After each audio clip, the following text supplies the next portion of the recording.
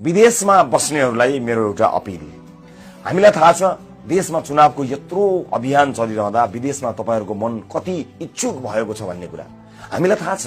विदेशमा रगत पसिना बगाएर कमाएको पैसा र त्यसबाट पठाएर चलेको देशको अर्थतन्त्र, त्यसमा आफ्नो मतदानको अधिकार नपाउँदा कस्तो हुन्छ भन्ने बाध्यताले आफ्नो क्षेत्रमा नभएका कारणले मतदातालाई निर्वाचनदेखि अलग गरिनु कदापि देश हितमा छैन।